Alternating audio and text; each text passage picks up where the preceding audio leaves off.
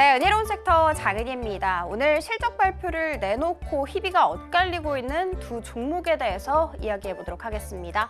자, 먼저 첫 번째 종목은 실리콘투입니다. 좀 부진한 성적표를 발표를 했더라고요. 이번 4분기 실적 살펴봤더니 매출액과 영업이익 모두 직전 분기 대비해서 감소했습니다. 특히 영업이익 같은 경우에는 직전 분기 대비해서 큰 폭으로 꺾였습니다만 단기 순이익은 그래도 직전 분기 대비해서 좀 성장하는 모습 우리가 표를 통해서 알아볼 수가 있었습니다. 자, 그러면 조금 더 자세하게 숫자로 이야기 나눠보도록 할게요. 4분기 매출액은 1,735억 원으로 전년 동기 대비해서 64% 증가했습니다. 영업이익 같은 경우에는 260억 원 기록하면서 전년 동기 대비해서 74.5% 성장했습니다만 시장의 기대치가 굉장히 높았던 탓일까요? 매출액 같은 경우에는 12.4% 하회했고요. 영업이익 역시도 시장의 예상치 대비해서 36.5% 하회하는 좀 부진한 성적표를 냈습니다. 자, 그러면 좀 이런 성적표를 냈었던 배경에 대해서 이야기 나눠봐야겠죠. 매출 비중의 25%를 차지하고 있는 미국향 매출이 전분기 대비해서 감소한 것으로 알려졌습니다. 작년 하반기 미국의 화장품 시장 경쟁이 굉장히 치열하고 심화됐다고 합니다. 그러면서 공급 과잉이 발생이 됐고 이로 인해서 실리콘투 미국 법인 매출이 매우 부진했다라고 시장에서는 보고 있었습니다. 이 같은 소식 속에 한국투자증권은 실리콘투의 목표 주가를 6만 원에서 5만 원으로 하향 조정을 했고요. 목표 주가뿐만이 아니라 올해와 내년에 매출액, 영업이익 추정치 모두 다 하향 조정을 했습니다. 이렇게 성적표까지도 추정치까지도 하향 조정을 한 배경을 살펴보도록 할게요. 앞서 말씀드렸던 것처럼 작년 하반기 미국 화장품 시장 경쟁 굉장히 치열했습니다. 이때 당시에 미국의 유통사들, 브랜드사들은 대규모 프로모션을 진행을 해서 화장품을 과도하게 많이 판매가 했다고 합니다. 소비자 입장에서는 이때 되게 많이 구매를 했겠죠. 근데 이 샀던 화장품을 다 써야지 다시 화장품을 재구매를 할 텐데 이때 하반기 당시에 너무나도 많이 샀기 때문에 소비자의 화장품 재구매 시점 예측하기 어렵다. 그래서 매출, 영업이익 추정치 모두 다 하향 조정하고 나아가서는 목표 주가까지 하향 조정하겠다라고 한국투자증권에서는 말하고 있었습니다. 자, 그러면 부정의 요소도 있었으니까 이제는 긍정의 요소를 좀 따져보도록 하겠습니다. 앞서 말씀드렸던 실적 부진의 요인 중 하나로 꼽히고 있는 것이 폴란드 등 유럽 시장 물류센터 확장이 꼽히고 있었습니다. 물류센터를 확장하다 보니까 물류비 부담이 증가됐겠죠. 그래서 영업이익이 끌어내려졌다라고 사측에서는 이야기를 하고 있습니다. 자, 그렇지만 이 부분은 장기적으로 봤을 때 성장을 위한 투자라고 볼 수가 있고요. 최근에 CJ 올리브영 투자사로 유명한 글렌 우드 측에서 실리콘투에 1,440억 원을 투자했습니다. 1,440억 원을 받아든 실리콘투, 그 중에서 500억 원은 채무 상환하는데 그리고 940억 원은 운영자금에 쓸 것이다 라고 이야기했습니다. 자, 그러면 이 940억 원의 운영자금 어디에 쓰이는지 살펴보도록 할게요. 공격적인 재고 매입 진행할 것으로 전망되고 있습니다. 재고 매입은 유럽, 중동 시장 진출 위한 이 선제적 재고로 해석 가능하겠죠. 그러니까 향후 유럽 시장, 중동 시장 매출 확대로 이어질 가능성 상당히 높다고 볼 수가 있습니다. 이런 긍정의 요소도 있긴 합니다만 그래도 좀 부진한 성적표를 발표했다라는 것에 초점이 맞춰지면서 오늘 실리콘투 같은 경우에는 장중한 때 20% 넘게 급락세를 보이기도 했습니다.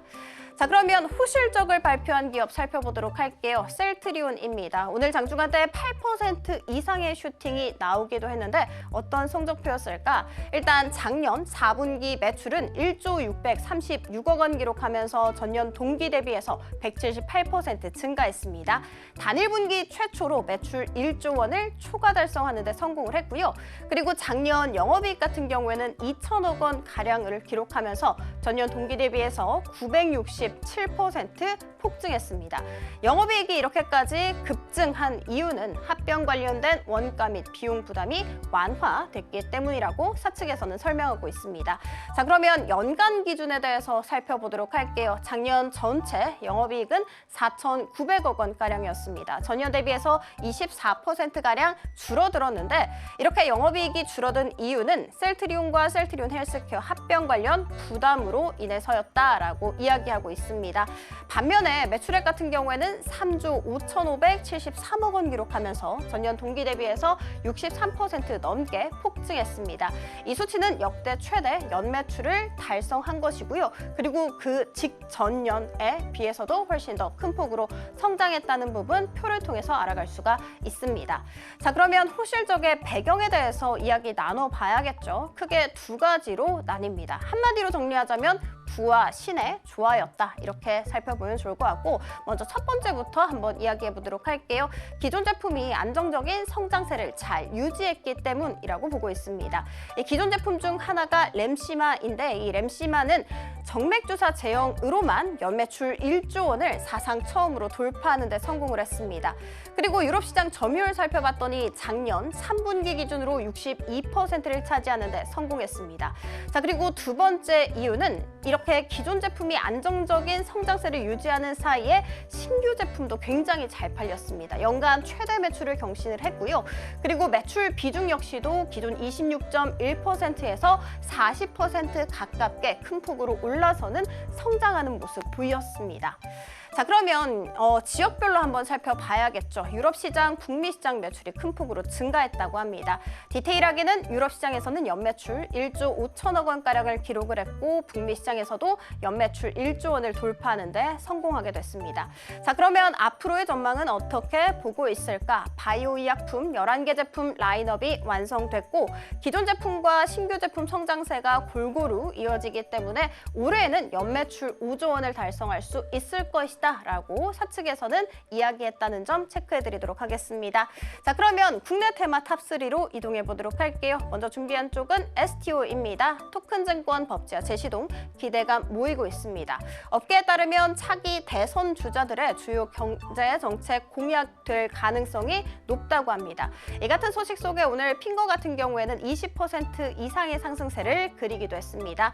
로봇과 2차 전지, 전고체 쪽 살펴보도록 할게요. 현대차, 기아, 그리고 삼성 SDI가 로봇용 배터리 공동 개발을 위해서 MOU를 맺었다라는 소식이 있었죠. 이 부분이 로봇의 상승 재료가 됐고요. 그리고 이 안에서 또 전고체도 함께 호재를 받아간 이유는 이 로봇의 전고체 배터리를 활용하게 된다면 인간처럼 8시간 연속 일을 시킬 수 있다. 이 부분이 부각받았습니다.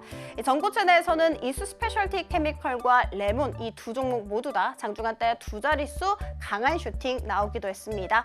자, 그리고 우크라이나 재건 건설기계 모듈러 주택 살펴보도록 할게요. 미국과 우크라이나 광물 협정에 서명할 예정이다라는 소식이 들어왔죠.